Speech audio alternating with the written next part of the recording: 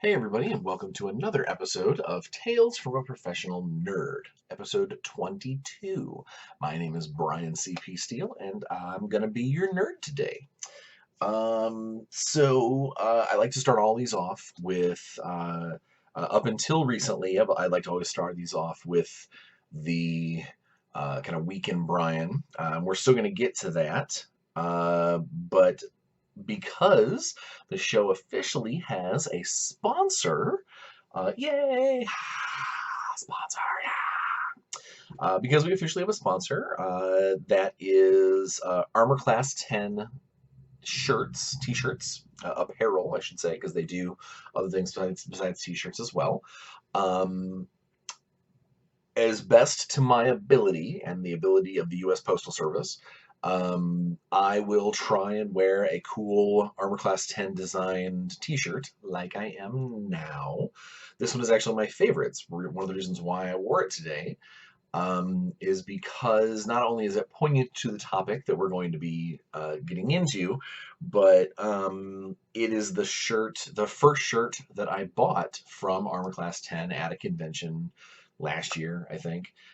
It spoke to me as a fan of the donkeys, and just Dungeons and Dragons, and it's cute, and a lot of their stuff really is kind of that kind of perfect combination of gamer and sarcasm and everything that their owners really sort of embody as well, who are friends of mine. So what we're going to do is, before we get into the week of Brian, or the week in Brian, or 2 weeks in Brian, depending how long shows have been or whatnot, we're going to take a half a second to recognize a badass Armor Class 10 design. In this case, the Dungeons and Dragons Adventures Run from Dragons t-shirt from Armor Class 10 Apparel. I will put if I can learn how to put the little linky thing in the screen, I will. But I will definitely make sure it's always in the description, a link directly to their shop, and if I'm clever, I will have a link directly to this T-shirt, so you can go, that's the one that I want. I want to dig that because Brian wears it, and it's cool. It's not cool because Brian wears it. It is cool and Brian wears it. They're not mutually exclusive by any stretch of the imagination. But yeah, so pop over to the cats over at Armor Class 10 and take a look at their stuff. And if this particular shirt, speaks to you like it speaks to me, click on the link that I'm gonna put in the description and order yourself one, because you should, and they're awesome. So yeah, let's get to the week in Brian. It's been a good week. I'm fighting a bit of a cough. I'm not exactly sure where it's coming from, but I don't feel sick. I just think that maybe my lungs are kind of exhausted from all the change in the weather or whatnot. But overall, I still feel good. Not like, hacking up a lung on here with like a box of Kleenex, be like, "Hi, nerd." We're not doing anything like that. Um, but no, it's been a good week. I wrapped up on a more kind of scary horror themed adventure for my dear friends over at Dungeon in a Box, who are about ready to, I think, in the next couple of months, maybe even weeks, they are launching a Kickstarter for their cool skinny minis.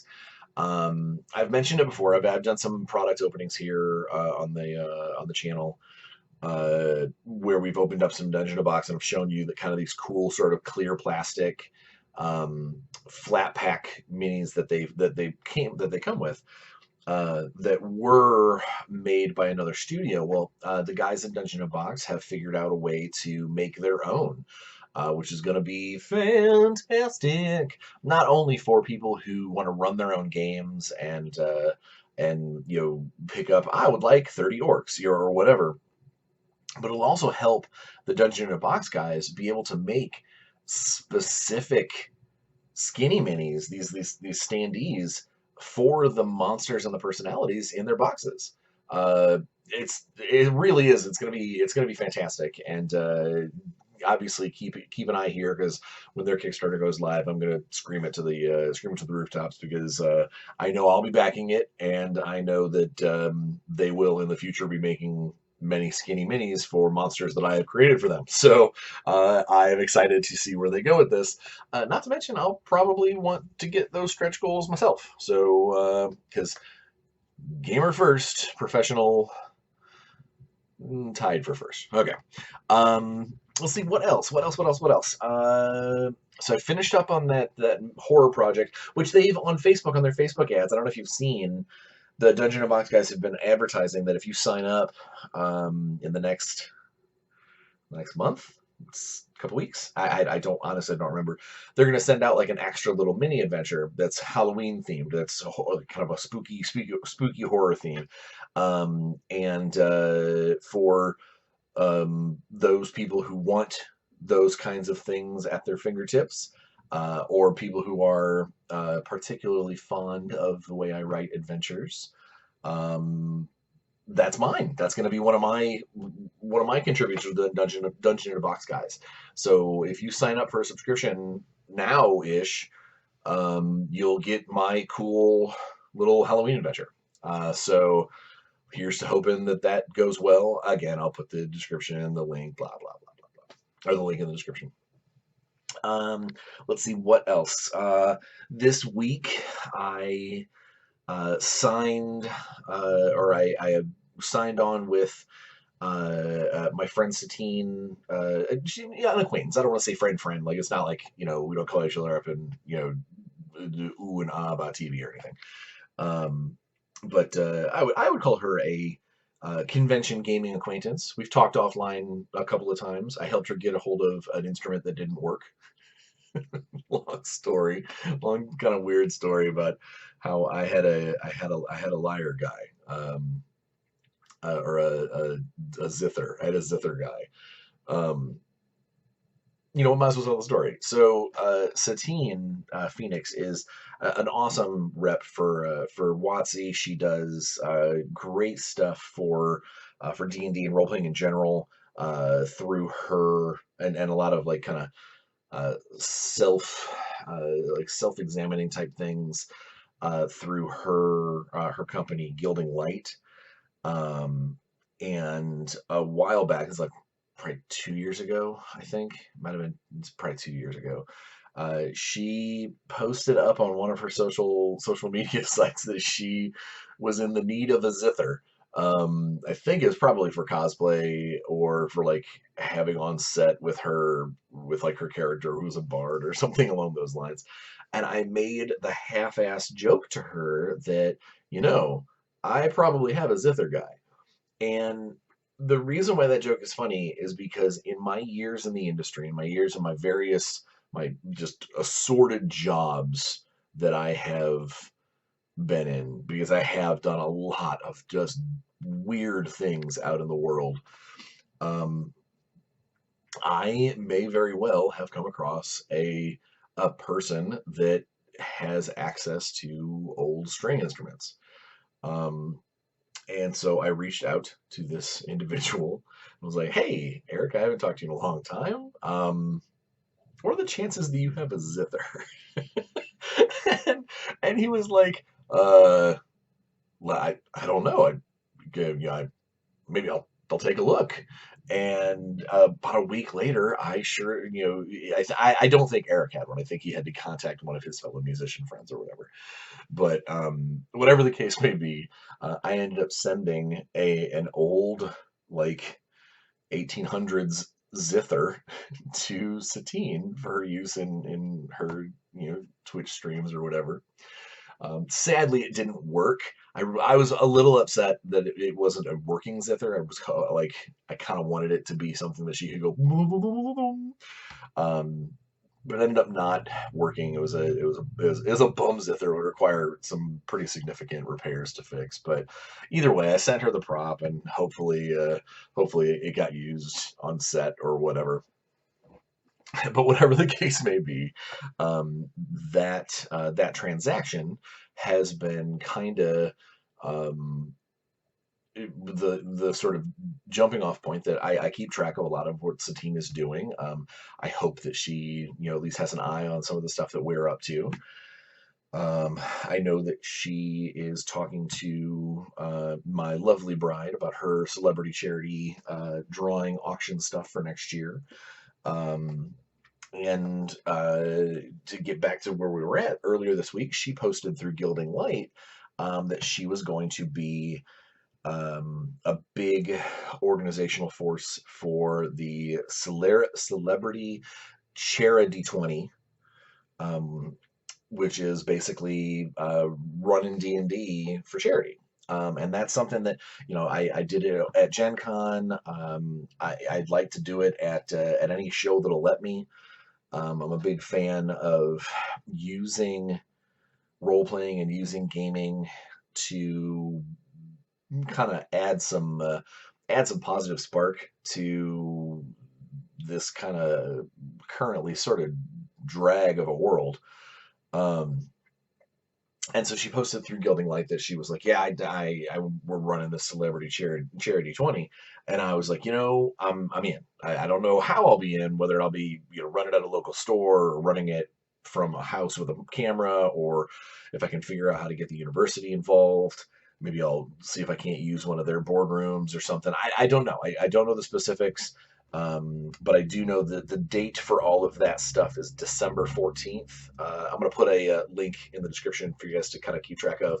Because if you are a dungeon master for your local area, or if you've got a like a boys and girls club that on December 14th doesn't have anything on their schedule, maybe give it a shot. Fire up some cameras, or heck, figure out how to get on some of these Twitch streams to watch them. Just to be part of the process and get some better exposure or whatnot. But either way, I signed on for that. I think I still have to fill out some like specifics, like what I'll be doing. But either way, it should be a lot of fun. And speaking of my bride and her business, Artemis Portraits. So while this is an Indianapolis-based event, there are she has officially gotten invited to an art show. It's called the Raw. What is it? The Raw Artists Society.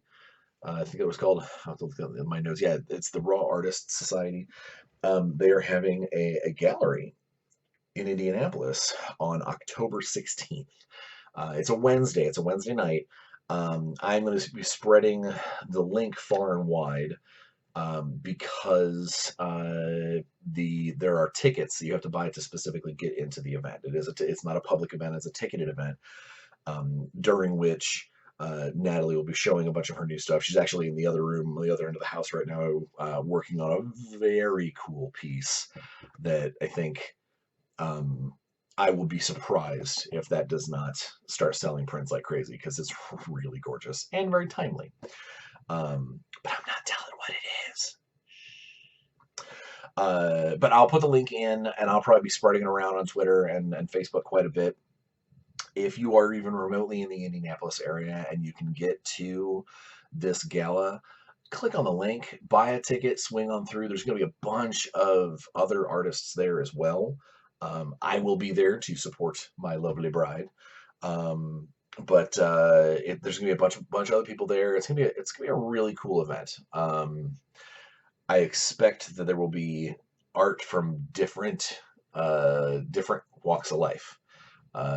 Like that there will be, pop culture references, posterings, but I expect we'll probably see some sculptures and some other cool stuff there too. So I'm excited to go, and I hope that if you are a fan of the arts, or if you're a fan of Natalie's art specifically through Artemis, that you'll click on the link, buy a ticket, swing on out, and come and take a look at some cool stuff, and maybe come home with even cooler stuff. So that's really all I'm going to say about that. this week has been part. If you follow me on Twitter, you've seen me kind of gushing a couple of times. So my kid, and I think I mentioned it here, is my kids have said a couple of times that they're interested in playing D&D with Daddy, that they are uh, that they want to know more. That they're like, oh, Daddy, because they've seen the guys come over, they've seen our groups get together, they've heard us talking about stories where we're playing characters and things. Um, but I think that there's always that sort of disconnect that, without them knowing exactly what it is. Is it a board game? They've got miniatures on the table. Is it like a miniatures game? Because Daddy plays a lot of those. You guys roll dice. Is it, like there's some question there. Um, and in the last couple of weeks, they've gotten very like serious in their interest, like legitimately. When do I get to make a character?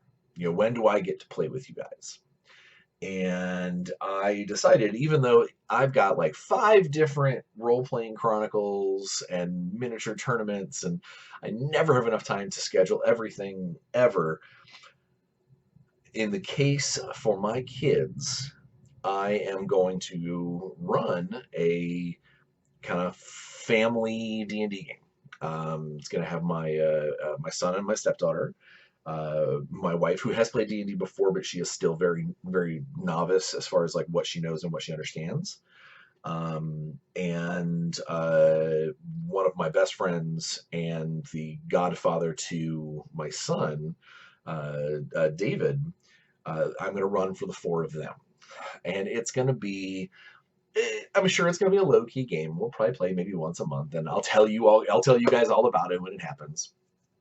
But this week, it became a little more real because just last weekend, my kids borrowed my. Now, mind you, my kids are 10 and 11, and the 10-year-old is almost 11.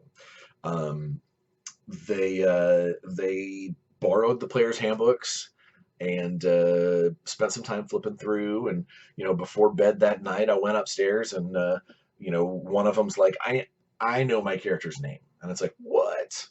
I know veteran players that reserve the naming rights till the very end, or they hate that part. My son's like, I think I want to be, a dragonborn rogue. Like he's actually putting things together, like of what he wants to be. And I got done putting them to bed that night, and I came back downstairs, and Natalie was working on her art, and I sat down on the couch, and I'm sure I probably looked like I had just won a small amount of money in the lottery. I was grinning from ear to ear. I probably had tears in my eyes because I'm a sap and I cry at the drop of a hat when it comes to family stuff. Um, and she's like, "What is your deal?" And I'm like, "Our kids want to play D&D with me," and that was like, I don't know. That's my that's my version of, "Hey, Dad, let's go outside and play catch." Like, or I want to play football like you did, Dad. Like that's my world. I've been a gamer forever, and role playing has been a huge part of pretty much what has made me who I am today. And knowing that my kids are not just interested because it's being done around us, but actually like they want to try. And if they don't like it, or if they don't dig it and they want to walk away from it, I'll be fine with that mostly. Uh, but the sheer fact that they are willing to try and they're reading about it and they're enjoying themselves just getting prepped means the world to me. Um, I've got my giant pile of dice on the counter or the kitchen table, and they're all like, "How do you figure out which one's which?" What's this says D8. How do you know it's got 8 sides? It's like, oh well, it looks like you took 2 4-sided dice and put them next to each other. What's a 4-sided die? Oh, okay, all right. So, like it's I'm hoping that shortly when I get a few more of my back bills taken care of and the money from the new gigs start to even out a little bit, I plan on taking them dice shopping, which I'm sure this is going to be just ridiculous, and I'm probably going to be crying like I was taking them for their first car or something stupid. But whatever the case may be, they're getting excited about it. And this week, it became fully real because not only were they reading the books, but we sat down over the course of 2 evenings and made characters. Now, I don't know if you've ever made D&D characters for the first time or role-playing game characters for the first time. With grown-ups, it can be a challenge because there's a lot of questions. What about this? What about that? What do I use this for? What's this? Imagine a 10-year-old and an 11-year-old, both of whom are perfectly happy interrupting you at the drop of a hat to ask whatever's on top of their mind. You will now understand why it took 2 days to make these characters. But the end result is we got all the characters made. I have an adventuring group of my family members. And over the next couple of weeks, I'm going to figure out what kind of baseline game to put them through, what kind of adventure to set them on. In this group, we have a Tortle Paladin played by David, my the Godfather to Connor to Godfather. We have a half elf of Drow descent, fighter who is mostly an archer, played by Connor himself. We have a tiefling rogue who's very sagely, very into the learning and whatnot, played by my stepdaughter Nori, and then my wife's bronze dragonborn barbarian. She is trying out one of the beat sticks for the first time, so we'll see how this goes. This is gonna be a lot of fun. I'm really excited about it, and it's going to be a test of my patience, I'm sure, juggling children, juggling, new gamerisms. But I've already kind of laid out some of the things. I was talking to my friends online last night a little bit about it. And I said one of the things that I'm going to have to make sure I do is anything that is like treasury coolness. I'm gonna have to make sure that everything is at least divisible by 4, because I can't possibly imagine how splitting the treasure up between when you've got two preteens at the table, character backgrounds or no. I don't know how that's gonna go, but either way, I half joke. I think that they're gonna do great. David's been playing a really really long time, and I think that having mom at the table will be helpful to keep them in line a little bit. Yeah, no, I think that'll be it's gonna be super fun. I'm excited. I'm super jazzed. And it kind of falls into that category of things that until I had a kid, things that I never thought of. Things that I never thought I would be, excited to do. When I was a young gamer, I always wanted to play. I never, dungeon mastering was like, okay, you got to do it sometimes. Now that I'm a little older, I actually kind of enjoy being behind the screen almost as much as I do being a player. It allows me to, shape the world and create my own world, which actually brings me to another topic. Not today's topic, obviously, which we have to get to soon. But I got, Natalie had stayed up late, talking to Connor about how there are different there's different worlds in D&D, how there is all these different, it's not all D&D is not one thing anymore. It's now a just a variety of different worlds and settings and things. And that she had talked specifically about my setting, my personal setting, Seventh Crown, um, which sadly had a failed Kickstarter a couple years back, and the books are still being, very, very slowly written when I have an opportunity. There's a smattering of art for it, but there's just not right now. There's not enough time to make an acceptable wage and still work on that kind of stuff. We got to get me to a position where I can take the extra time and actually work on Seventh Crown stuff. But we made a lot of really cool things with that game. And on my wall, I'm gonna move my camera here, and hopefully this will not make you guys nauseous, or I won't lose you guys. I'm gonna show you over here on this wall. So those two maps, you can see them. Those are the maps of the above ground and the underground, kind of like my version of the Underdark in Seventh Crown. And those have been on my wall in the studio pretty much since we moved in. And Connor's seen that probably 50 times, 100 times, 200 times. I don't know, a bunch of times.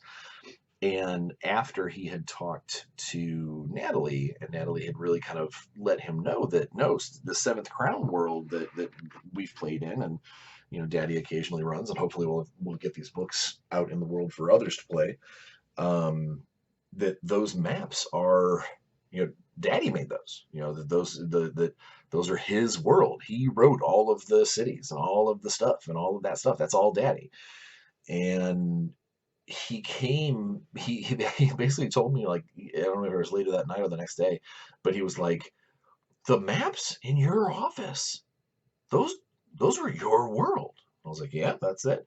And he gave me this. If it came from a grown person, I would think that it was somebody being sarcastic than just being like, yeah, good job. But coming from a 10-year-old, he gave me this sort of bite lip thumbs up that was, I'm going to see if I can't make it. I'm not sure if I can't do it here, but it was like, where it was, he was basically letting me know that, good job, Dad, you made some cool stuff. And it's weird, but that little tiny person's tiny validation, it means a lot. It's so silly, it's so weird. But although in the game that we are playing for them, I am not running in Seventh Crown because, unlike one of these days, I'll probably spend an entire video talking about Seventh Crown. Maybe when it gets closer to me wanting to relaunch the Kickstarter or whatever. But the talking about Seventh Crown, there are a lot of additional rules and tweaks to characters and tweaks to races and how they interact, that I did not feel a pair of 10-year-olds or a pair of 11-year-olds that have never played before, who have never role played anything before. I didn't think that was going to be very, very conducive to a solid game for me to have to stop every time and be like, oh, hey, yeah, that's different because of this. Or, if there's no book for them to actually sit down and read, it's just a bunch of files on my computer. I don't think that won't have as much oomph, which is kind of a letdown because I know Natalie really, really loves Seventh Crown, the world, and it would have been fun to kind of bring them in for the first time into my world, literally and figuratively. But I think it's probably going to be for the best just to run a straight Forgotten Realms game for them, because it's the easiest thing for them to grasp without getting into some pretty deep philosophies and changes and reading additional books. So that's where that is. And so this week we got to make those characters, and then right before bed on the second day, I ran them through basically just the kids. Natalie and David wasn't even there, and Natalie had other stuff she was doing.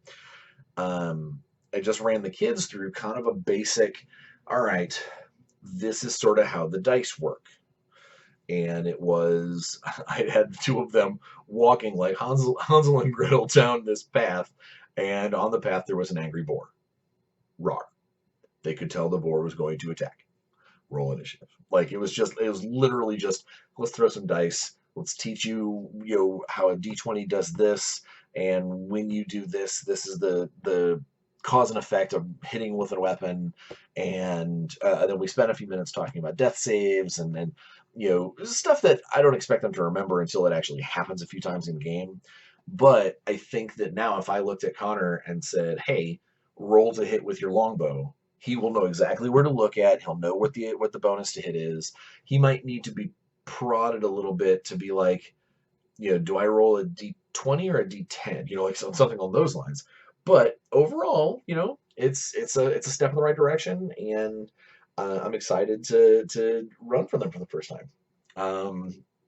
Which leads us directly into today's topic.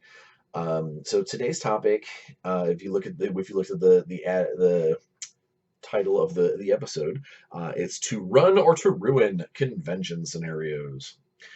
So I have coming up in my next like 6 months, 8 months, I have at least 2, maybe 3 conventions that I'm going to be running events at, not including the events that I run for, or the sessions that I run for my playtesters and my local game groups, and now my family group and all this sort of stuff. Starting here in just a little over 30 days, I think. Yeah. But basically towards the end of October with Dragonfall. Dragonfall is a gaming convention up in Rosemont? I think it's Rosemont. Basically up by Chicago.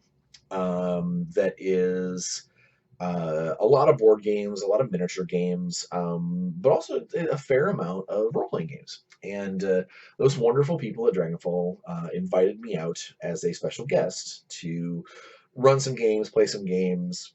I'm sure I'll sign some stuff, and probably maybe bring a couple of signed books or whatever for the auction, for the charity auction. But I am going to be running specifically 3 events while I'm there. And one of the things that I wanted to show you guys is kind of the very generic, very general way of how I get ready for convention games. If you watched the episode that was the Gen Con charity event, the Spelljammer event, if you watched us playing, you would have noticed that every one of those players had a folder, and in that folder was their character sheet, a picture of their character, a little like background blurb that explained how they became involved with everything, and a sheet that gives them some general ideas on how they feel about the other players or about the other characters.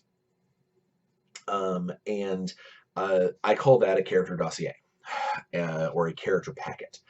When I run especially if I run a one-shot, if I'm running a one-shot game where the players are not expected to bring their own characters, I'm supposed to bring them.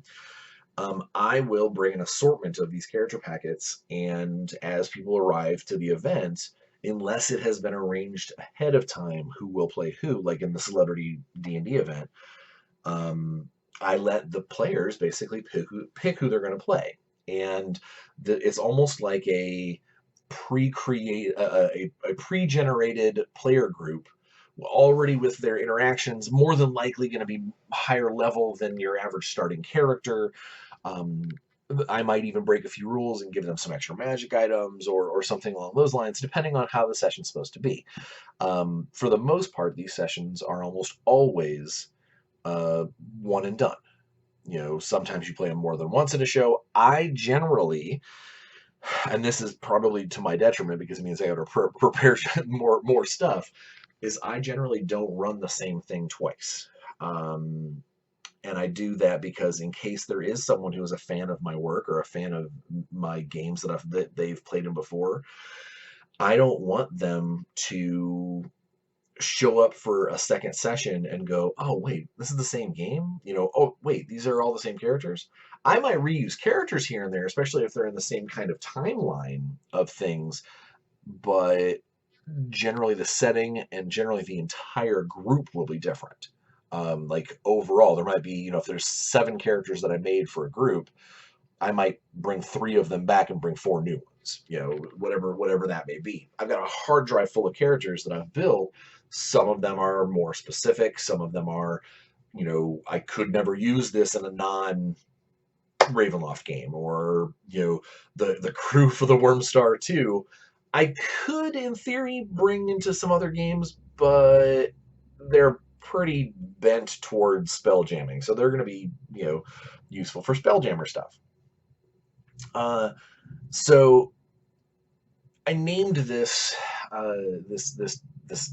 session, this episode, to run or to ruin, and the reason for that is because I think that it is very easy to screw up a convention session, and a lot of that has to do with the planning. And I think a good dungeon master. We've talked about this before, and I'm sure we'll eventually have another chapter that is just all about the skills and the theory crafting behind dungeon mastering, or game mastering, as the case may be.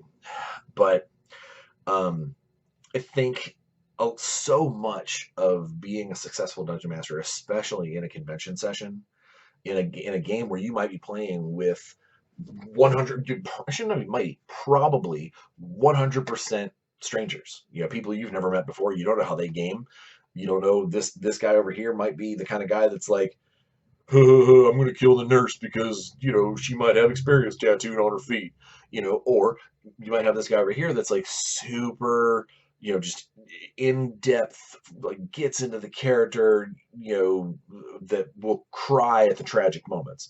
You don't know who you're going to have at the table.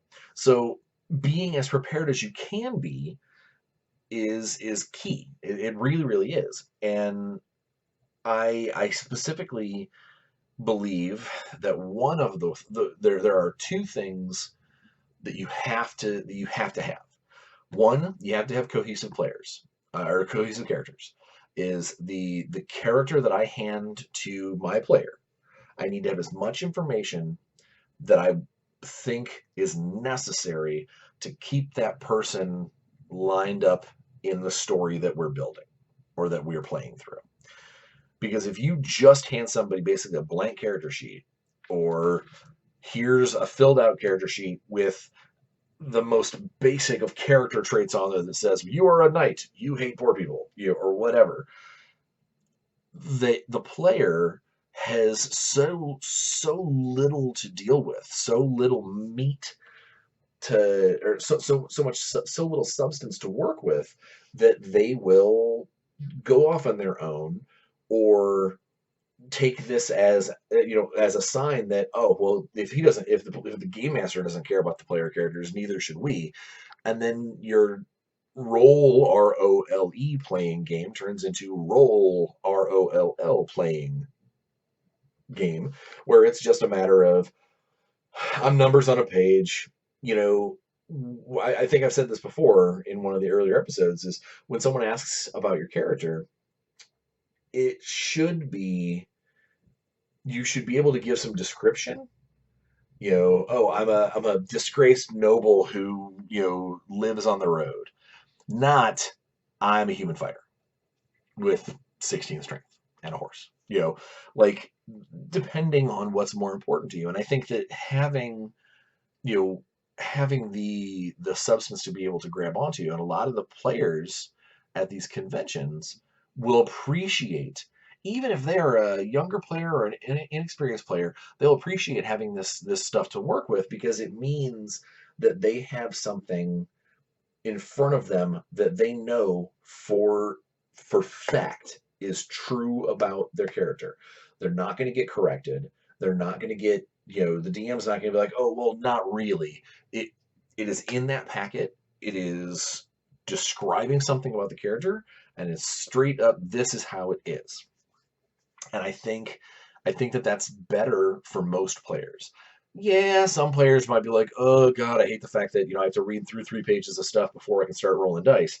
But if that's the case, then then they're probably going to skim it anyway, and you're going to have to deal with the fact that they don't know everything that your character does, or the character that you built has. Um, so I think that's the first thing as a DM. You need to make sure that all of your player characters that you have built, if you're building them, and this is something, I know it goes back forever, is I have a big problem with player generated characters and personas coming to play at my table. Um, and some of that is a power thing. Some of that is a control thing. Is I don't know how that character is made. I don't know what maybe the meta for his gaming group is they're all a bunch of crazy min maxers, and so his character is going to come to the table and be like, well, yeah, I've got all combat all the time, you know, St. Demas High School football rules, like, or it's going to be someone who brings this character with a super deep, dark, long backstory that I only have 4 to 5 hours, 3 to 5 hours to run this game. I don't have time to read through your 12-page background that explains how you are in love with all goblins in a game that I have set up that goblins are the bad guy. Maybe that's a problem. Um, I think one of the other important things. So again, player characters, having that information, giving them all the substance they can have to help the player make the most out of those 3 to 5 hours. But then also, on the other hand, is I need to be, as a DM, I can have all of my notes, which this is. So this is the kind of stuff that I'll do is I will write down very oh, this happens, and then this happens, and then this happens, kind of general notes, um, as to the major plans, the major things that I want to take place. I'll have kind of this down, sort of like an outline, like flow chart. But I have to make sure that I also am well aware that the player characters are just as important, and their decisions, you don't want to just railroad them through everything, because especially if they're not thinking about these decisions and they're just like rolling dice and running through and rolling dice and running through, your 5 hour session might end at 3.5 hours and they go, all right, so what's next? And you go, lunch? Like, you have to be ready to ad lib. You've got to be able to go off the beaten path, frankly, without making it seem like you weren't expecting it, or that it wasn't a possibility. A good DM is a combination of preparation and interpretation and a whole lot of improv. Because players will do the weirdest things. You will not know what's going to happen, and you might be describing a scene that you put a bunch of stuff in the scene. You're like, all right, cool, here you go. All right, cool, cool, cool, and then one of your players goes, wait, there's a coal shovel. Well, yeah, I said there's a coal-fired furnace, and there's a shovel and a pile of coal next to it. All right, cool. I take the shovel and I start prying up cobblestones. Wait, what? Why? Because I'm going to do this, or whatever. Or I'm going to head down to the blacksmith and find out who what kind of coal shovel is it? I don't know, wrought iron? It's just a household coal shovel. All right, well, I'm going to take it down to the blacksmith and I'm going to find out who he made it for. It's obviously locally made. Like, so it could be this. You don't even expect it to be this thing, but it turns out to be this kind of scooty side plot. And a good DM, I think, will turn that into a fun moment, but maybe not a complete derail. Because a complete derail means you're going to have a hard time getting everybody back on track in a way where you can get to the end of the story that you're trying to get to the end of in your 3 to 5 hours in your convention session. I know it's happened to me several times where we get to the end of the session and there was so much side plot and so much player-driven, stuff happening that you lose track of time, and you kind of have to end because, again, at a convention, unless you are like the last person to use that table or use that room, and there's no one behind you, and none of your players are uh, going to be late to another event, unless that's going to be that case where you can then look at the players and go, hey, we got about another 45 minutes worth of cool stuff. Do you just want to keep plugging it out? They don't need this table yet. I don't have anything after you. You don't have anything after me. Can we try and finish this out?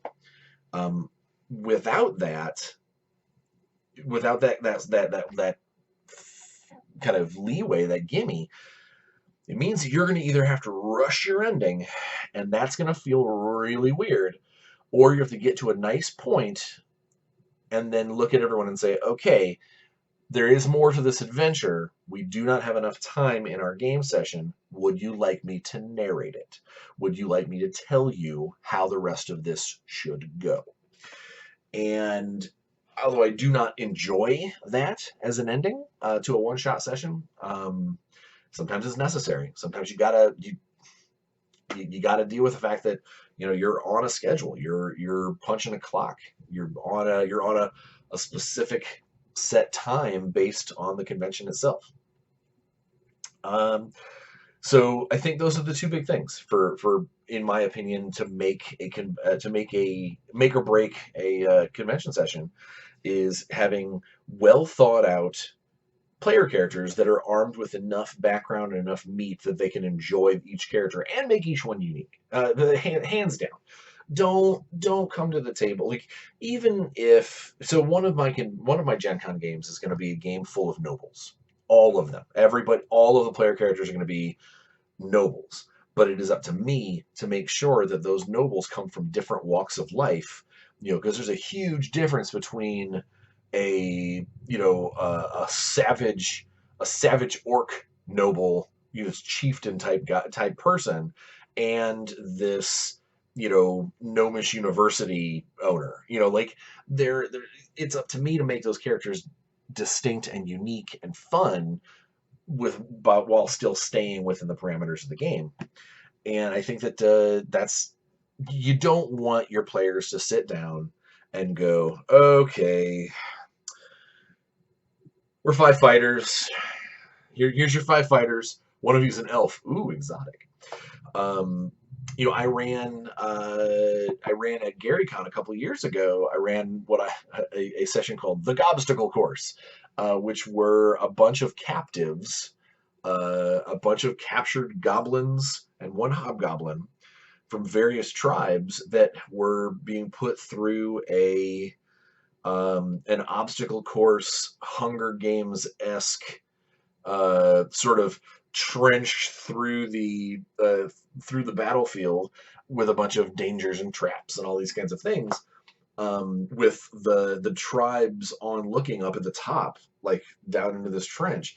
And it became really hard to make enough different goblinoid characters, without all of them just being like, okay, because again, uh, making a goblin fighter is one thing, but making 5 goblins and not have this one be a fighter and this one be a fighter and this one be a rogue and that one be a rogue, it was hard. It was really hard.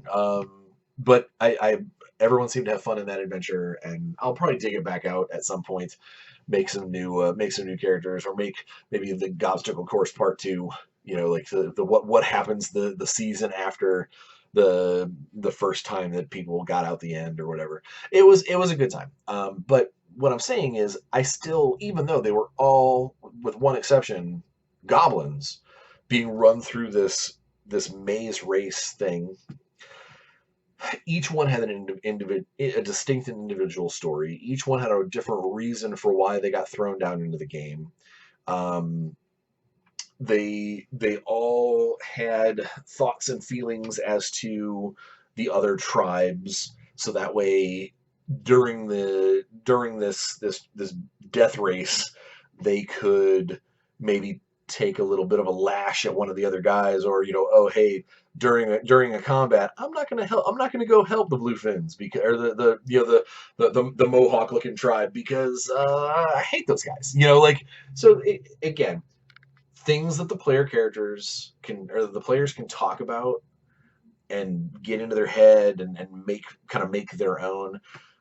My goal when I make my player characters is my goal is to have you have enough to work with that it becomes a whole person, and that you leave the table with that whole person hoping and knowing more, wanting to maybe use that person more and again.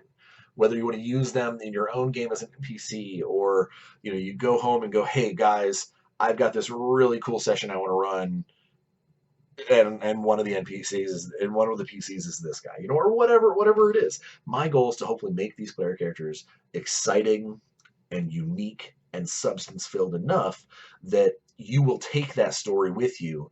You will spread that story. That character will live in your games and in your retellings and your, when the convention's over, and be like, "What'd you guys play today?" "Oh my God, I played this awesome D&D game where I was a werelion and no one knew." Like that kind of thing.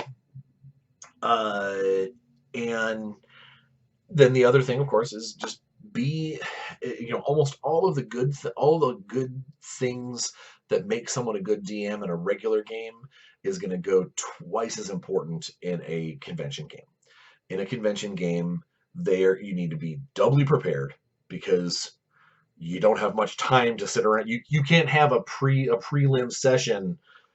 You hit the ground running. Here you go. Let's do your thing.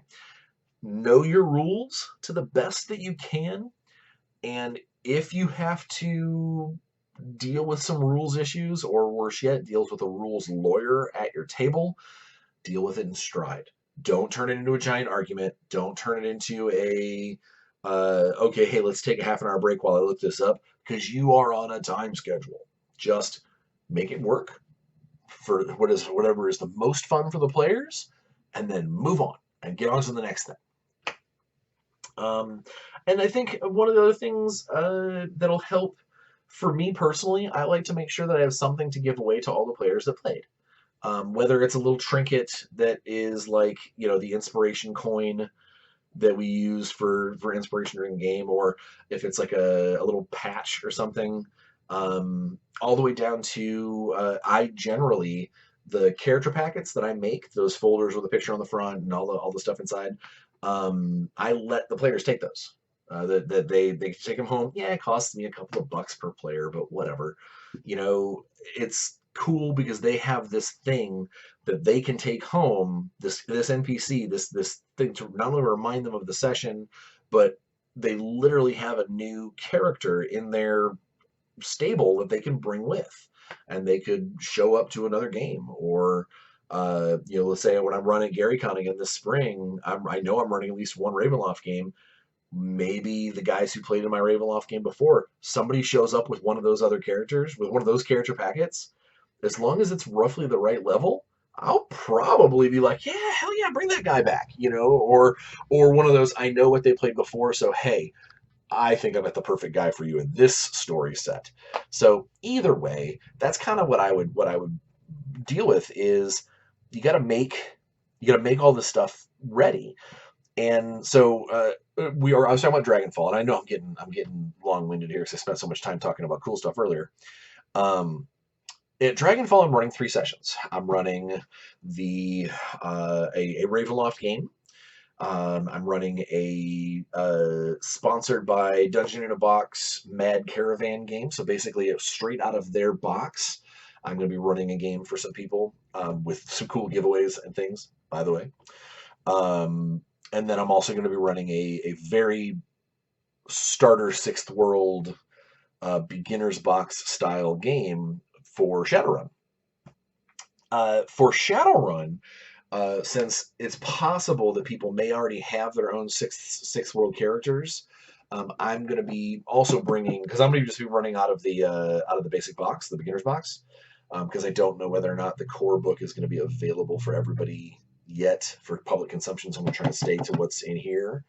But one of the things that the beginner's box has, I'm going to do a little quick, not really an unboxing, but just a little quick, thing.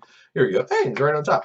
So they come with these little dossiers. So instead of me doing my my normal character packet that I do, I will give away the dossiers, and unless someone brings their own characters, I'll have characters for people to play in my session. But what that does mean is that unless their characters kind of jive with mine or with the ones out of the box, there might be a little bit of growing pains there. But I honestly, Sixth World Shadowrun is so new, I expect that we'll probably be doing the dudes out of the box, more than likely. Which is awesome because it's also the guys that we wrote about in our Shadowrun novella series, the frame job, which I will put a link to then in this book or in this video.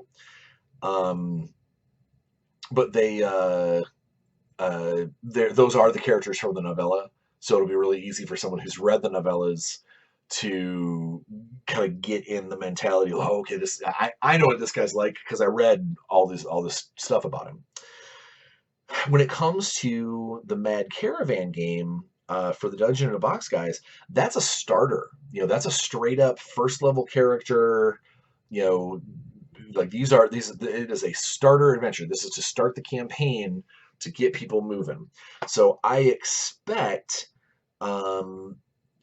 I'm going to show up hopefully a little early to that event, and if people want to make new characters kind of on the fly, they can. If not, I will still have a handful of these dossiers with me, just in case, to hand out to people. Same thing with the Ravenloft game, except the Ravenloft game is a much higher level. I think they're 6th level, 7th level characters.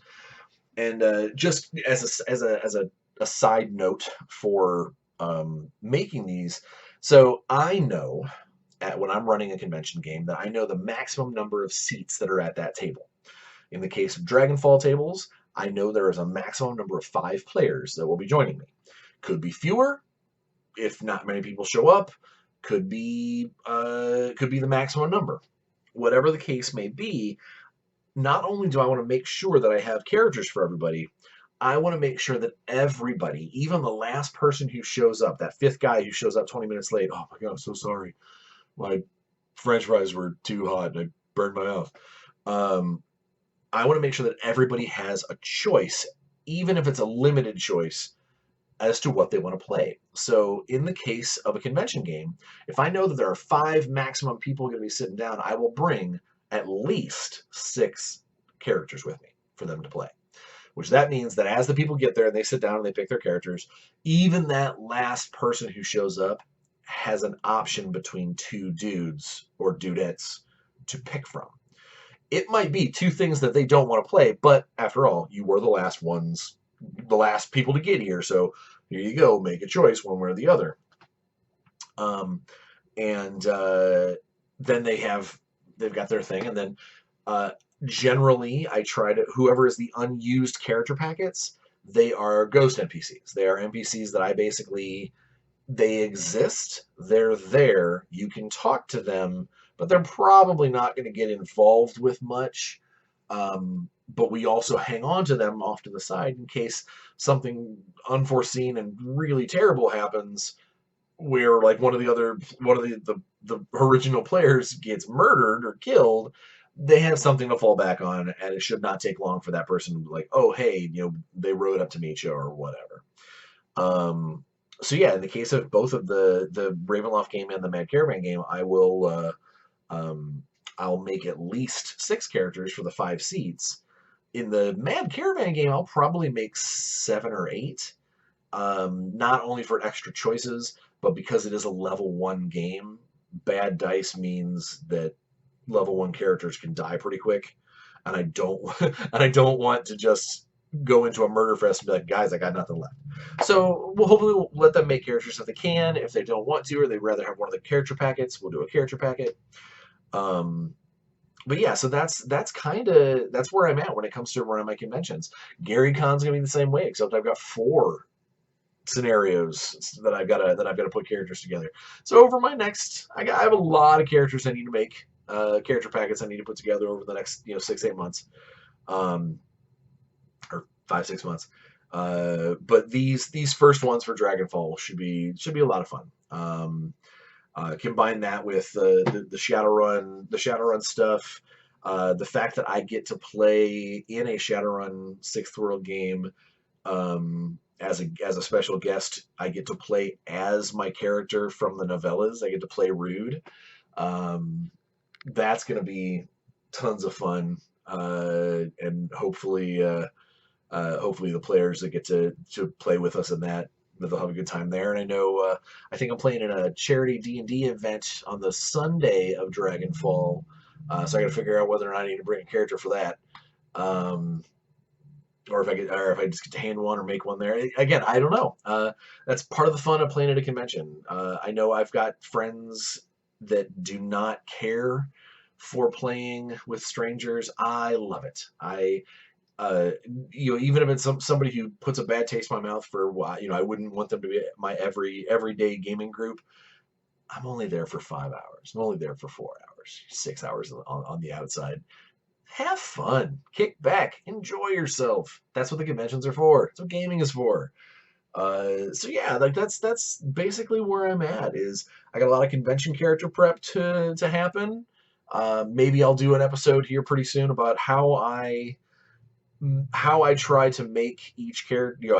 Maybe I'll go into my kind of game crafting theory on making characters. Making fun characters for other people. Who knows? I don't know. We'll see how this goes. Either way, that's basically where my life is headed for the next couple of months, is making characters, getting some of the stuff worked together.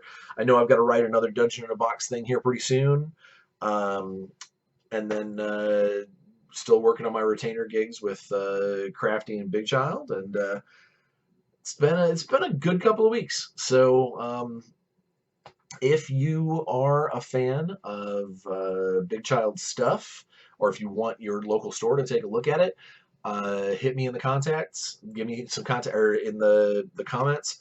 Give me some contact information to your store, your local store, and I'll get a catalog out to them so they can take a look at some cool stuff. But yeah, either way, you know how it is. It's another awesome week in the life of a professional nerd, and I know this week's going to be good because I've got a cool this weekend. I've got a cool podcast to do some role playing on, and on top of that, got some fun stuff planned with my family, and D&D with my kids. I can't even get over that. So from my house to you, and from my heart to all of you guys, you know how it is. Enjoy yourselves. Get out there. Bring some positivity with you. And above all else, just play some games. We'll see you next week.